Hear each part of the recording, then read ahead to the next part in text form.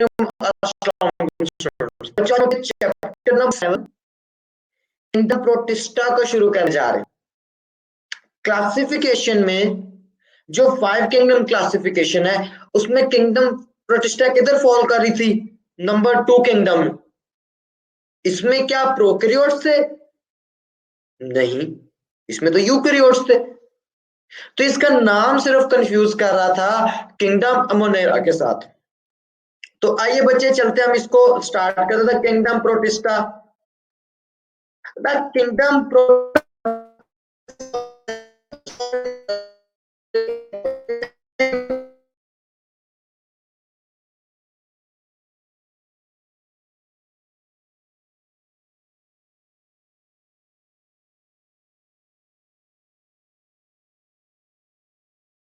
वो हमें कहते हैं किंगडम प्रोटिस्टा में ऐसे इनका लिविंग स्टाइल बड़ा डिफरेंट है, जिनका रिप्रोडक्शन के बड़े टाइप्स है, जिनके मोड ऑफ न्यूट्रिशन बहुत से ज्यादा है, उनकी ओवरऑल बॉडी में डाइवर्सिटी बहुत पाई जाती है, उनके कैरेक्टरिस्टिक बहुत सारे डिफरेंट हैं।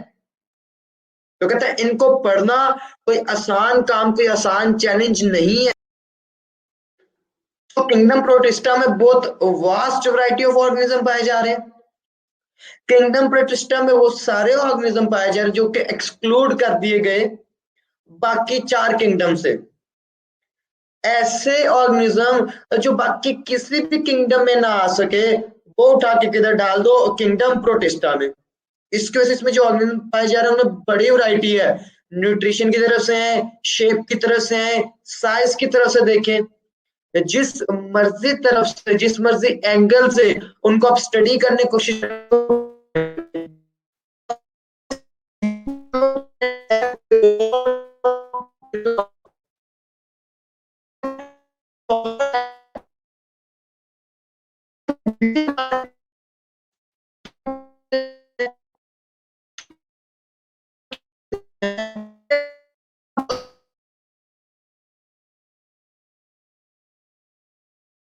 किंगडम मोनेरा से ही ये ओरिजिनेट हुए थ्रू एवोल्यूशन।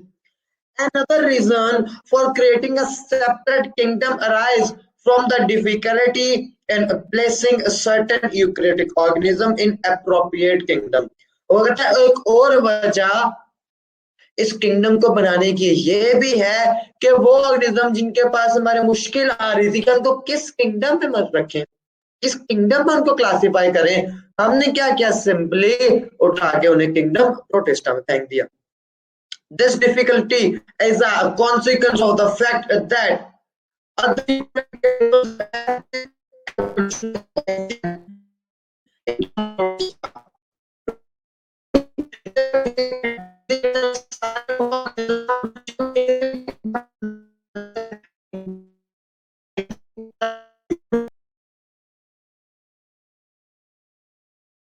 में बाकी 3 किंगडम फंजाई, प्लांटेन, एनिमेलिया, इन तीनों के तीनों एवोल्यूशनरी रिलेशनशिप हमें कहां मिलते हैं?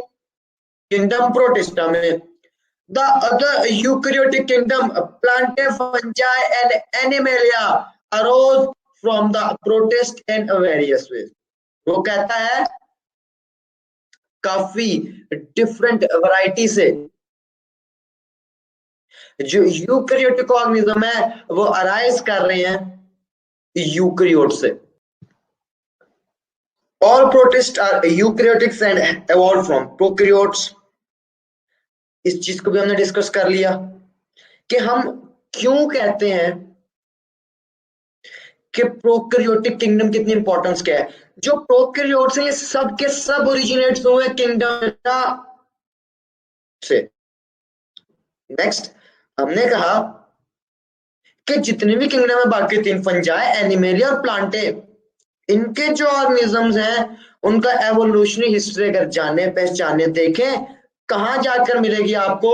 आपके किंगडम प्रोटिस्टा में। The protista unicellular. Kingdom protista के जो ऑर्गेनिजम्स है वो यूनिसेलुलर भी हो सकते हैं, कॉलोनियल भी हो सकते हैं। मतलब यूनिसेलुलर ऑर्गेनिज्म मिलके कॉलोनीज के फॉर्म में भी रह सकते हैं, और simple multi cellular that possess a eukaryotic cellular organisation. मतलब किंगडम प्रोटिस्टा में हमारे पास eukaryotic unicellular eukaryotic colonial and eukaryotic simple multicellular organisms। Simple multicellular का क्या मतलब कि अपनी लाइफ में एम्ब्रियो स्टेज से नहीं गुजरेंगे। They do not have developed sex organs. Eukaryotic cells, the unifying feature of protists are common to complex multicellular organisms belonging to the three eukaryotic kingdoms, fungi, plantae, and animalia, but clearly differentiate protists from members of prokaryotic kingdom Monera। वो कहता है इसमें जितने मर्जी characteristic आ जाए, related to kingdom Plantae, related to kingdom Animalia, related to kingdom Fungi, but kingdom Protista clearly differentiate करती है पहली किंगडम किंगडम मोनेरा से। जितने मर्जी पॉइंट्स लें, बट जो किंगडम प्रोटिस्टा है वो क्लियरली डिफरेंशिएट करती है किंगडम मोनेरा से। Unlike plants and animals, however, protists do not develop from blastula or an embryo। मतलब क्या इस बात का कि जो किंगडम प्रोटिस्टा है इसके ऑर्गेनिज्म नहीं गुजरते एम्ब्रियो स्टेज में से। They do not pass through the embryo, so means they do not have a developed multicellular sex organs। The kingdom Protista contain four major groups of eukaryotic organisms called protozoans। ये बच्चे animal like होंगे। Unicellular algae, multicellular algae, slime, moulds and oocytes। सो इनको बच्चे हम अपने अगले lecture में detail में पढ़ेंगे। तो बच्चे ये था आज का हमारा लेक्चर, उम्मीद करता हूँ क्लियर होगा। इंशाल्लाह मिलते हैं कल, तब तक अपना ख्याल रखिएगा। अल्लाह हाफ़िज़।